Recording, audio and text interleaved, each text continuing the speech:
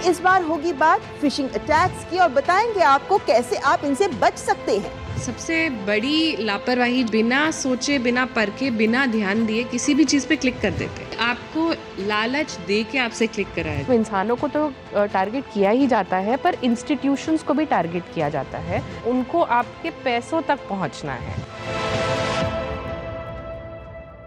नमस्कार। जैसे जैसे तकनीक आगे बढ़ रही है, आपके साथ साथ साइबर अपराधी भी इसे अपनाकर स्मार्ट बन रहे हैं। इसीलिए आपको सावधान करते हैं हम। आप देख रहे हैं साइबर सुरक्षा का वीकली डोज साइबर अलर्ट और आपके साथ मैं हूं ममता चोपड़ा।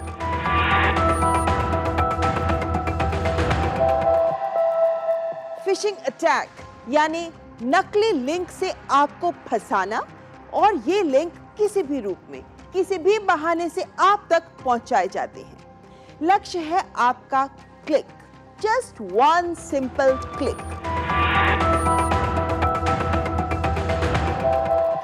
दुनिया में लगभग 250 करोड़ जीमेल यूजर्स हैं जिन पर है हैकर्स की नजर। तो जीमेल यूजर्स हो जाएं सावधान। हैकर्स एकदम ऑफिशियल जैसे दिखने वाले ऐसे साइन इन अलर्ट्स के फेक ईमेल्स भेज रहे हैं जो बिल्कुल असली जैसे दिखते हैं। इनमें लिखा होता है अर्जेंट सिक्योरिटी अलर्ट, आपके अकाउंट पर संदिग्ध गतिविधि देखी गई है, कृपया तुरंत कार्रवाई करें। ये फिशिंग ईमेल्स देखने में बिल्कुल असली गूगल सिक्योरिटी अलर्ट जैसे ही लगते हैं। इन ईमेल्स में साथ में एक लिंक या बटन होता है जैसे चेक एक्टिविटी या सिक्योर योर अकाउंट। जैसे ही कोई यूजर घबराकर इस लिंक पर क्लिक करता है, वो एक फर्जी लॉगिन पेज पर पहुंच जाता है। यहाँ जैसे ही आप लॉगिन करते हैं अपने जीमेल में, अपना पासवर्ड डालते हैं, पासवर्ड तुरंत चोरी हो जाता है, यानी आपका ईमेल हैक हो जाता है। और हाँ, ईमेल का पासवर्ड कब बदला था आपने? पासवर्ड ना बदलना भी एक बड़ी गलती है। गूगल की रिपोर्ट के अनुसार केवल 36% लोग ही अपने पासवर्ड को समय समय पर अपडेट करते हैं। बाकी 74% यूजर्स सालों से वही पासवर्ड इस्तेमाल कर रहे हैं, जिससे वे हैकर्स के लिए आसान शिकार बन जाते हैं। तो क्या करें? अनजान लिंक पर तो आपको क्लिक करना नहीं है, भले ही वो कितना ही भरोसेमंद क्यों ना लगे।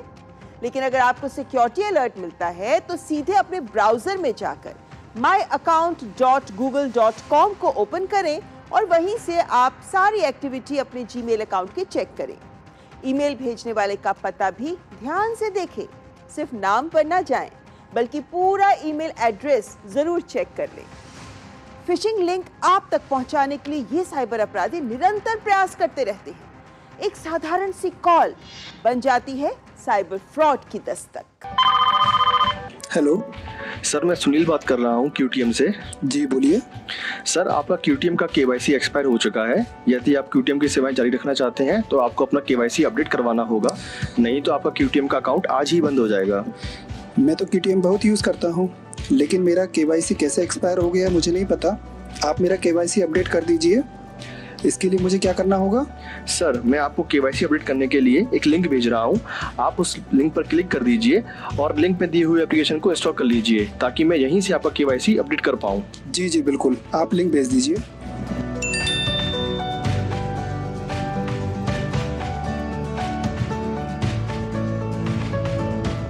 हाँ सुनील जी, आपके द्वारा बताई गई एप्लीकेशन मैंने अपने फ़ोन में इंस्टॉल कर ली है। अब मुझे आगे क्या करना होगा? जी सर, अब आप इंस्टॉल किए हुए एप्लीकेशन पर एक आईडी देख पा रहे होंगे। आप वह आईडी मुझे बता दीजिए। हाँ, आईडी शो हो रही है जी। आप नंबर नोट करिए। जी। आईडी नंबर है 12 जी 34 जी 56 जी 789। जी सर। सर, अब आप कुछ देर के लिए अपने फ़ोन में कुछ भी एक्टिविटी ना करें, नहीं तो केवाईसी अपडेट करने की प्रोसेस फेल हो सकती है। जी जी ठीक है।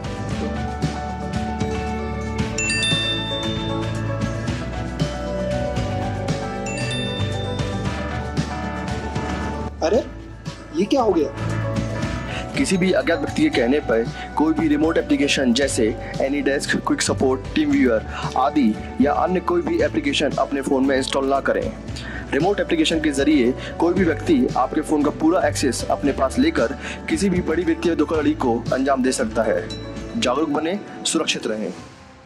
तो बस एक क्लिक और आपका खाता खाली।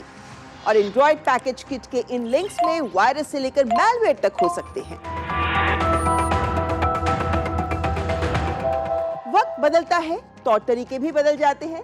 एक वक्त था जब शादी के कार्ड्स पर्सनली जाकर दिए जाते थे, मिठाई के डब्बे के साथ। लेकिन अब तो डिजिटल हो गई है दुनिया, तो वेडिंग कार्ड्स भी डिजिटली भेजे जाते हैं। तो बस एक क्लिक और आपका इनविटेशन रिसीव्ड।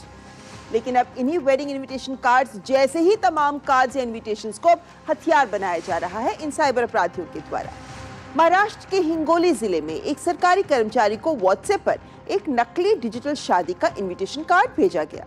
उन्होंने सोचा किसका नंबर है देखूं तो, और वेडिंग कार्ड की अटैचमेंट पर क्लिक कर दिया।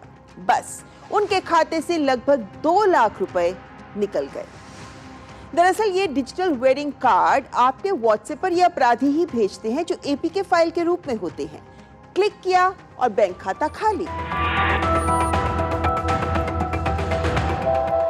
वैसे ये पैसों का भी झांसा देते हैं आपके क्लिक के लिए। कमाई केंद्र एपीके में तो बहुत से लोग फंसे हैं।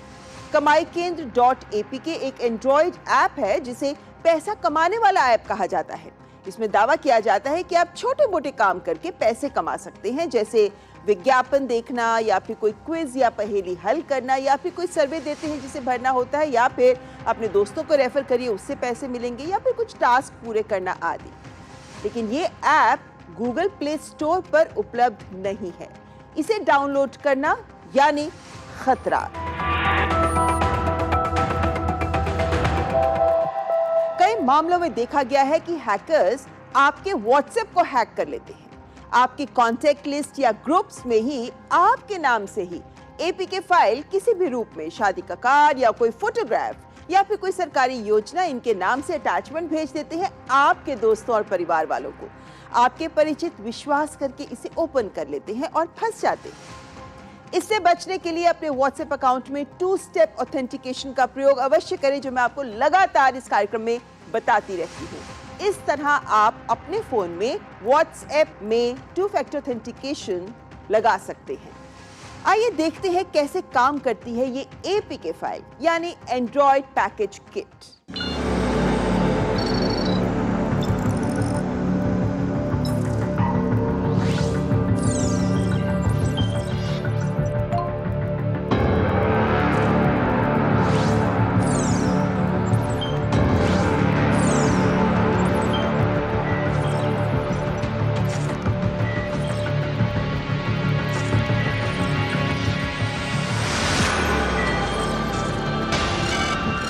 ये फेक एपीके फाइल साइबर अपराधी के लिए है सबसे आसान, लेकिन हमारे लिए सबसे खतरनाक, क्योंकि इनमें चाहिए होता है सिर्फ एक क्लिक। बैंक, फोन कंपनियां आदि लगातार आपको चेतावनी संदेश भी भेजती हैं कि एपीके फाइल को क्लिक ना करें। ये एपीके फाइल किसी भी फॉर्म में हो सकती है, किसी भी अटैचमेंट को क्लिक ना करें।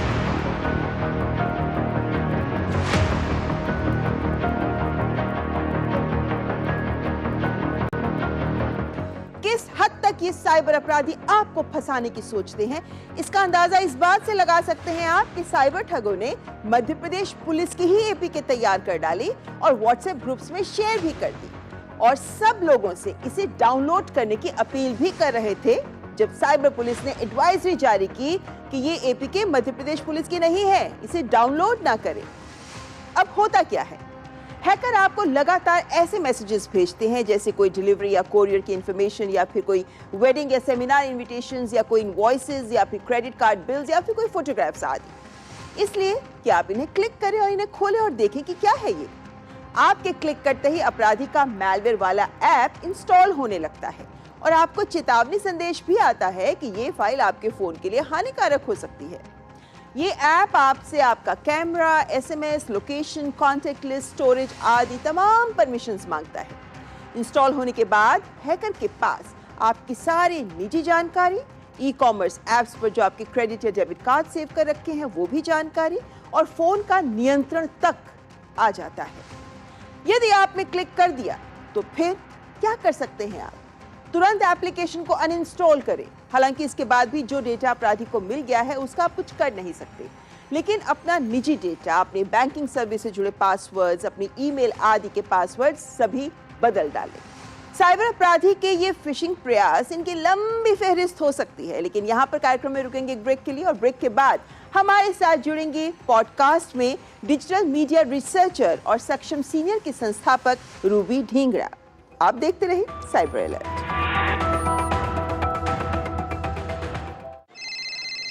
हेलो, नमस्कार सर, बधाई हो, आपको प्रधानमंत्री ग्रामीण आवास योजना की तरफ से पक्का घर मिला है। पक्का घर? हाँ सर, बस आपको एक एप्लीकेशन डाउनलोड करनी पड़ेगी जिसका लिंक हमने आपके नंबर पर भेज दिया है। पक्के मकान के नाम पे बेवकूफ बनाया जा रहा है। जमतारा में 70 लोगों का गिरोह पकड़ा गया है। वैसे ही फोन कॉल करके लोगों को गाड़ी, बंगला, बैंक बैलेंस का लालच दे के बेवकूफ बना रहे थे। कम से कम 7 साल की सजा होगी। नहीं सर, क्या बोल रहे हैं? क्या बोल रहे हैं? ये जो विनोद तो घर दे रहे हो ना, वो अपने पास रख लो। तुम जब जेल जाओगे तो तुम्हारे घर वालों का काम आएगा।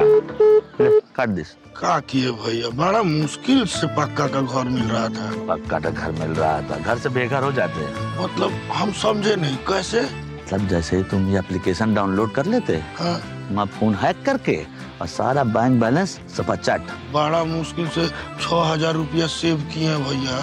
जो बचा लिया हम। साइबर अपराधियों का मत लो tension, stop, think and then take action.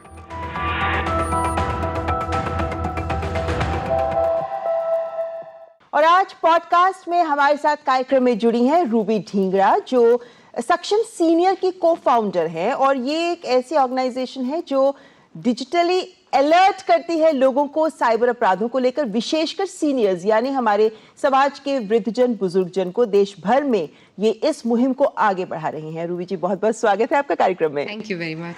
जब ये हम मैलवेयर्स की बात करते हैं तो मुझे लगता है ये तो एक बेसिक चीज है जिसका यूज फिशिंग के लिए ये करते रहते हैं। ऐसे कौन सी लापरवाही आप देखती हैं लोगों के बीच में अपने अनुभव से, जिसके माध्यम से लोग ज्यादा निशाना बनते हैं इस तरह के मैलवेयर अटैक्स का? आपने बहुत इंटरेस्टिंग चीज़ कही कि लापरवाही क्या करते हैं, क्योंकि लापरवाही से ही होते हैं ज़्यादातर ऐसी चीज़ें। अलग अलग प्रकार के मैलवेयर होते हैं, कुछ वायरस होते हैं, कुछ वर्म होते हैं, कुछ ट्रोजन होते हैं, बट मैं बहुत कॉम्प्लिकेटेड तरीके से नहीं बताऊंगी। मैलवेयर क्या होता है? मेनली एक ऐसी चीज़ होती है जो आपके डिवाइस में, आपके कंप्यूटर में घुस के आपके डिवाइस को बीमार कर देती है एक तरह से, राइट? तो हम क्या कर सकते हैं? हम सतर्क नहीं रहते हैं कि हमारे डिवाइस में मैलवेयर आई ही ना। जैसे अपने घर में रहते हैं, हम साफ सफाई का ध्यान रखते हैं, पर हम अपनी फोन के अंदर की साफ सफाई का ध्यान नहीं रखते हैं। साइबर स्वच्छता जिसको हम बोलते हैं, अपने बिहेवियर में, हैबिट्स में। एग्जैक्टली। सो डेली जैसे कुछ ऐसी चीज़ें होती हैं कि डेली जो आप हाइजीन प्रैक्टिस कर सकते हैं, जो लोग नहीं करते हैं, जैसे कि अपना स्क्रीन लॉक लगाना या अलग अलग ऐप्स जो वो इस्तेमाल करते हैं उसमें 2 फैक्टर ऑथेंटिकेशन, जो एक प्राइवेसी की लेयर है, एक परत है, एक एडिशनल ताला है जो वो लगा सकते हैं। पर काफ़ी लोगों को इन चीज़ों के बारे में अवेयरनेस नहीं होती है। बिना सोचे, बिना परखे, बिना ध्यान दिए किसी भी चीज़ पे क्लिक कर देते हैं। जब हम सड़क पे चलते हैं तो हम हर शाइनी ऑब्जेक्ट को छूते तो नहीं है ना, तो हम फ़ोन पे ऐसा क्यों कर देते हैं? पर अगर आपको मैसेज आया कि फलाना चीज़ हो गई है और फ्री रिचार्ज बांट रहे हैं कोई कंपनी, तो आप लालच के चक्कर में आके आपको लगेगा चलो कोई बात नहीं, फ्री चीज़ मिल रही है, वो क्लिक कर देंगे। तो ये it's like a shiny object syndrome कि आपको लालच दे के आपसे क्लिक कराया जाता है। यानी वो जो कॉमन सेंस होती है कि भैया कोई बिना मुफ्त में आपको कुछ देता नहीं है, हम वो भूल जाते हैं जब ऐसी चीजें सामने आती है। लेकिन हमने एक स्कैमर से वार्तालाप हमारे को मिला था, जो हमने कार्यक्रम में भी दिखाया था, जिसमें वो ये कहते हैं कि पढ़े लिखे लोग ज्यादा फंसते हैं। शायद ये भी हो सकता है कि पढ़े लिखे लोगों को लगता है कि हमें जानकारी है तो हमारे साथ स्कैम नहीं हो सकता। एडमिट टू योरसेल्फ कि हमें सब चीज़ नहीं आती है, राइट? और ओवर कॉन्फिडेंस में कोई आपको कुछ बता रहा है, हमें लगता है अरे ये तो बहुत बार सुना हुआ है, इस पर ध्यान नहीं देना चाहिए। बट नहीं, ऐसी बात नहीं है। साइबर सिक्योरिटी से रिलेटेड कोई भी चीज़ है, जैसे आज हम मैलवेयर, फिशिंग वगैरह के बारे में बात कर रहे हैं, कुछ भी चीज़ है, कुछ भी नया आता है, उसको हमें ध्यान से देखना चाहिए और ध्यान से सुनना चाहिए और जानने की अटेम्प्ट करनी चाहिए। जैसे आप इस शो पे करते रहते हैं, बताते रहते हैं लोगों को नई नई चीज़ें, ताकि आप उनको अवेयर रख सकें। और बहुत दुख होता है कि इतनी कोशिश के बाद भी जब कोई मामला सामने आता है कि इतना नुकसान हो गया, अभी आप जैसे वृद्धजन के साथ काम कर रही हैं ना, उनकी सारी सेविंग डिजिटल अरेस्ट में उन्होंने गवा दी जी। आप जब सीनियर्स के साथ काम करती हैं, क्योंकि सीनियर्स को बहुत बड़ी तादाद में टारगेट किया जा रहा है, क्या एक्सपीरियंस आपका होता है और किस तरह आप उन्हें जागरूक करती हैं? Are they open to it? वृद्धजन क्यों ज़्यादा टारगेट किए जाते हैं, इनके कुछ कारण हैं। पहली बात तो ये है कि जैसे मैंने पहले बोला कि टेक्नोलॉजी इतनी जल्दी एडवांस हो रही है, तो उसके बारे में चाहे आपको और हम जैसे लोगों को फिर भी ज़्यादा पता चल जाएगा, बट शायद मेरे माता पिता को नहीं पता चलेगा इतनी जल्दी।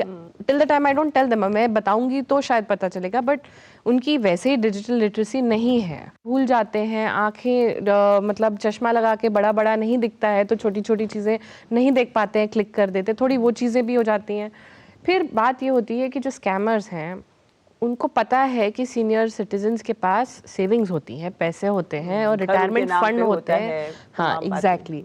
तो काफ़ी बारी तो मैंने ऐसे भी देखे हैं जो स्कैमी मैसेजेस भेजते हैं, वहाँ पे लिखा होता है कि this is not applicable for under 30 30 साल के नीचे वाले लोग तो अप्लाई ना करें, ठीक है। तो ऑल्सो जो वृद्धजन हैं वो काफ़ी ट्रस्टिंग नेचर के होते हैं।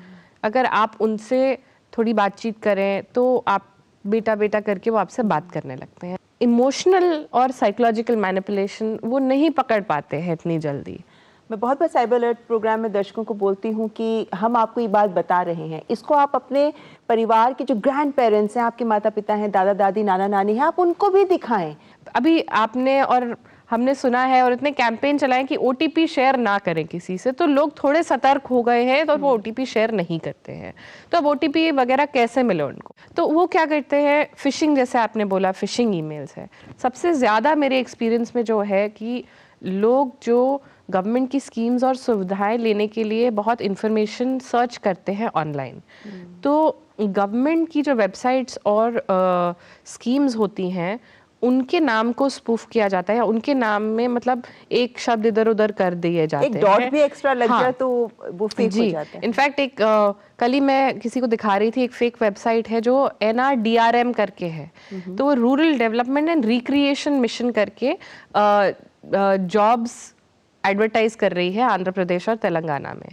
अब बात क्या है कि ऐसा कोई डिपार्टमेंट नहीं है, बट अगर आप वो वेबसाइट अगर आप देखेंगे तो आप बता नहीं पाएंगे कि ये गवर्नमेंट की वेबसाइट नहीं है। बिल्कुल हूबहू कॉपी कर लेते हैं। हाँ, पर लोग क्यों टारगेट करते हैं? क्योंकि गवर्नमेंट पे हम सबको विश्वास है कि गवर्नमेंट अगर हमको इंफॉर्मेशन देगी तो सही देगी, तो वो इम्पर्सनेट करते हैं, वो नकल करते हैं कि हम गवर्नमेंट वेबसाइट है और आप हमें अपना डेटा दें, और वहाँ पे लोगों को बहुत सतर्क रहना चाहिए। APK फाइल्स जो होती हैं, शायद लोगों को अब पता भी होगा APK फाइल, हमने बहुत बार बताया, वार्न किया है, केस स्टडीज भी दिखाई हैं कि कैसे लोग सिंपल APK फाइल पहचान नहीं पाते। APK को तो रट लेना चाहिए। एग्जैक्टली। एंड्रॉइड फोन्स जो होते हैं, और ज़्यादातर लोग एंड्रॉइड फोन्स इस्तेमाल करते हैं भारत में, तो वहाँ पे ये साइड लोडिंग अलाउड होती है। इसका क्या मतलब है कि अगर आपको SMS में किसी ने एक APK फाइल भेजी, आपने उस पर क्लिक किया तो वो आपके फ़ोन पे डाउनलोड होना शुरू हो जाएगी।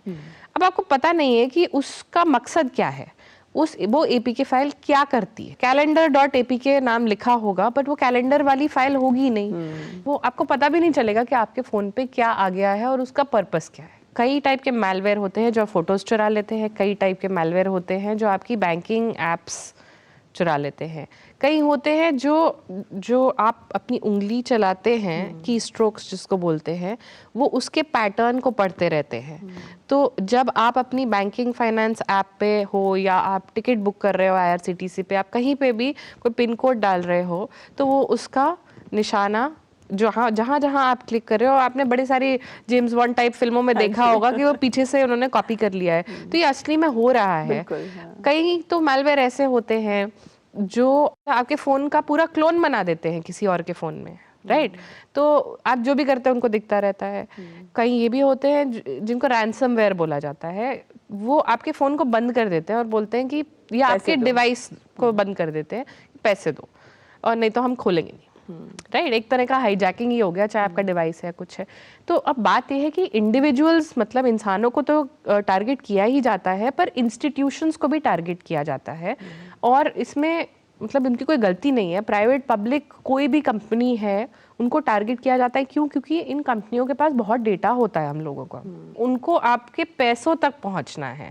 पैसों तक पहुंचने के लिए उनको क्या चाहिए? आपकी पर्सनल इंफॉर्मेशन चाहिए, कई बार आपका बायोमेट्रिक चाहिए, कई बार आपकी पासवर्ड चाहिए, पिन कोड चाहिए, OTP चाहिए, कई बार आपने वो भी पता होगा रिकवरी के लिए सवाल होते हैं कि आप कौन सी कक्षा में थे जब आपको पहली बार मोबाइल फोन मिला, ऐसे करके क्वेश्चंस भी होते हैं ना। तो उसके आंसर भी जब आप टाइप करते हो उनको दिख जाते हैं कि आप क्या टाइप कर रहे हो, किससे क्या बात कर रहे हो।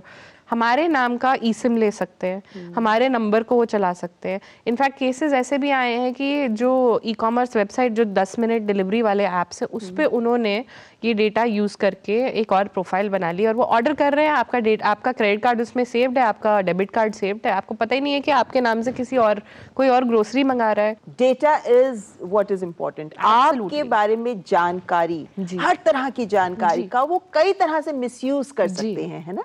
स्टार्टिंग से रिस्पॉन्सिबिलिटी से अगर हम बिहेव करें कि अननेसेसरी चीज़ें नहीं डाउनलोड करें और हम अपने फ़ोन का डेली, वीकली, मंथली, मतलब दिन में एक बार, हफ्ते में एक बार और महीने में एक बार हम एक ऐसा प्रोसेस रखें जिसमें हम बैठ के चेक करें अलग अलग चीज़ें। महीने में एक बार आपको चेक करना चाहिए कि आपके फ़ोन पे कोई अननोन ऐप तो नहीं जो आपने नहीं डाउनलोड की थी बट वो दिख रही है, राइट। क्योंकि ये मैलवेयर कोई ऐसी ऐप भी डाउनलोड कर सकता है जो आपने नहीं की थी बट वो आप चेक करोगे तो आपको समझ में आ जाएगी कि ये वाली कब डाउनलोड की मैंने। मतलब अलमारी अगर किताबों से भरी हुई है तो आप कभी तो खोल के झाड़ के देखेंगे ना कि मेरे पास कौन सी किताबें हैं।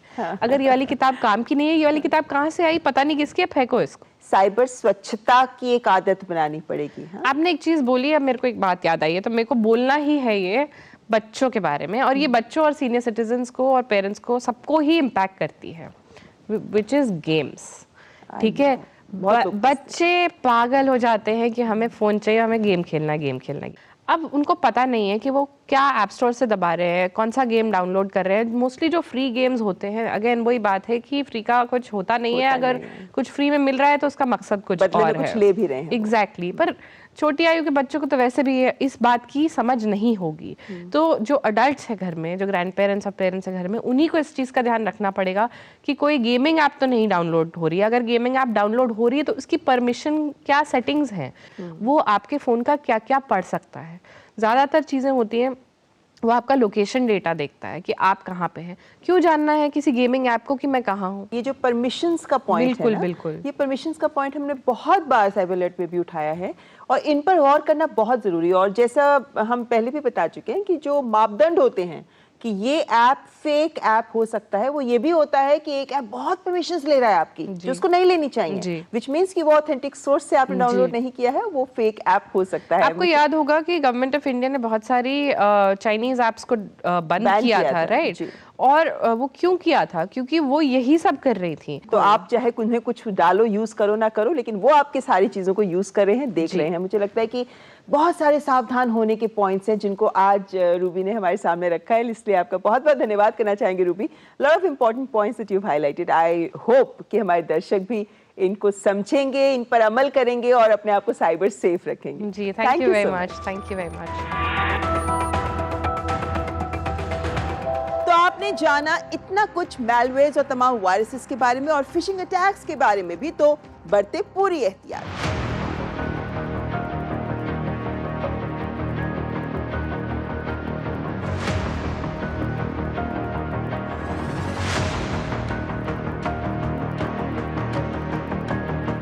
कार्यक्रम में यहाँ वक्त एक ब्रेक का, आप देखते रहें साइबर अलर्ट। तुम तो कमाल के आदमी हो यार, हमारा भी पैसा बढ़ा दो। सर ग्रुप पे जैसा बोला जाए बस वैसा करते जाइए। अच्छा, ये तो बहुत और का कर दिया महाराज। आप जैसे पढ़े लिखे लोगों को ये बिल्कुल फर्जी इन्वेस्टमेंट ग्रुप का सदस्य बना करके आपको फंसा रहा है। हमको चूना लगा रहा है। बिल्कुल, आप भी कभी भी किसी अनजान सोशल मीडिया इन्वेस्टमेंट ग्रुप में बिल्कुल न जुड़े। और यदि स्टॉक मार्केट में इन्वेस्टमेंट करना हो तो हमेशा सेबी अप्रूव्ड ऐप से ही करें। शिकार होने पर ये नंबर पे फोन कीजिए 1930 या फिर ये जो वेबसाइट दिया है ना नीचे www.cybercrime.gov.in, आपकी स्क्रीन पर वहां शिकायत जो है आप दर्ज करें।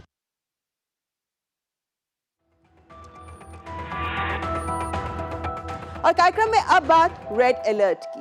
क्या आपको आपके फोन कॉल या डायलर सेटिंग में कोई बदलाव दिख रहा है? अगर कॉल करते समय आपके फोन का इंटरफेस या फिर स्क्रीन बदली हुई दिखती है, जो आपको पसंद भी नहीं आ रही, आप सोच रहे हैं कि ये हुआ कैसे, या कहीं मेरा फोन हैक तो नहीं हो गया, तो आपको बता दें कि घबराने की बात नहीं है। दरअसल इसका गूगल अपडेट और पॉलिसी से कनेक्शन है। एंड्रॉयड फोन्स में ऑपरेटिंग सिस्टम OS होता है जो गूगल देता है। कई एंड्रॉयड फोन्स सैमसंग को छोड़कर अब गूगल डायलर को डिफॉल्ट कॉलिंग ऐप बना रहे हैं, क्योंकि गूगल चाहता है कि सभी एंड्रॉयड डिवाइसेस पर एक जैसा अनुभव यानी एक्सपीरियंस मिले आपको। तो गूगल ने अपने UI यानी यूजर इंटरफेस को नया रूप दे दिया है मटेरियल 3 एक्सप्रेसिव के साथ, जिसे 18,000 पार्टिसिपेंट्स पर 46 स्टडीज के बाद तैयार किया गया। तो जब आपके फोन ने ये नया अपडेट लिया तो इसी अपडेट के साथ डायलर और मैसेजिंग ऐप्स का डिजाइन भी बदल गया। वैसे ये बदलाव अभी अन्य ऐप्स पर भी आपको अपने फोन में देखने को मिलेगा, लेकिन ये बदलाव सिर्फ एंड्रॉयड फोन्स पर ही दिख रहा है, iOS फोन्स पर नहीं। अगर आप अपने फोन की पुरानी सेटिंग वापस चाहते हैं तो आपको ब्रांड का पुराना डायलर, जो अगर वो अभी भी फोन में मौजूद है, वापस लाना चाहते हैं तो ये कदम उठाने होंगे। पहला कदम कि आप डिफॉल्ट ऐप सेटिंग्स को बदल सकते हैं, जिसके लिए सेटिंग्स में जाएं, ऐप्स या ऐप मैनेजमेंट खोलें, वहां डिफॉल्ट ऐप्स का सेक्शन मिलेगा, फोन पर टैप करें और अगर आपके फोन में आपके ब्रांड का डायलर अभी भी मौजूद है, आपके ब्रांड ने हटाया नहीं है, तो फिर आप उसे डिफॉल्ट बना दें। इसे कॉल करते समय आपको वही पुराने वाला डायलर ही मिलेगा। दूसरा तरीका भी हो सकता है जिसमें आपको गूगल डायलर को डिसेबल करना होगा, यानी आपको सेटिंग्स में जाना होगा, ऐप्स में जाना होगा, फोन पे जाकर गूगल फोन ऐप पर जाएं, वहां पर ऊपर डिसेबल का ऑप्शन होगा, उसे डिसेबल कर दें। इससे आपका फोन पुराने ब्रांड वाले डायलर को ही यूज करेगा। कंडीशन यही है अगर वो प्री इंस्टॉल्ड है, अभी भी आपके फोन में मौजूद है। अगर ब्रांड ने हटा दिया है तो सिर्फ आप गूगल डायलर या किसी थर्ड पार्टी डायलर का ही इस्तेमाल कर पाएंगे, जिसका तरीका यह है कि आपको थर्ड पार्टी डायलर इंस्टॉल करना होगा। अगर आपके ब्रांड वाला डायलर उपलब्ध नहीं है तो आप प्ले स्टोर से अन्य कॉलिंग ऐप भी इंस्टॉल कर सकते हैं और उसे भी डिफॉल्ट बना सकते हैं। जिस स्तर पर साइबर अपराध हो रहा है, हर व्यक्ति को इनके बारे में सावधान करना, उन्हें बताना, अलर्ट करना अत्यंत जरूरी है। तो इस कार्यक्रम से मिली अहम जानकारी को सबके साथ शेयर करें, अपने दोस्तों, फैमिली ग्रुप्स में, फ्रेंड्स ग्रुप्स में, परिवार में, आपके ग्रैंड पेरेंट्स, दादा दादी, नाना नानी, आपके घर के हेल्पर्स जो भी मोबाइल फोन्स यूज कर रहे हैं, उन सबको आप इन बातों के बारे में जरूर बताएं। सोशल मीडिया पर #cyberalert को भी फॉलो करें, क्योंकि रहना चाहते हैं सेफ तो रहना होगा साइबर अलर्ट।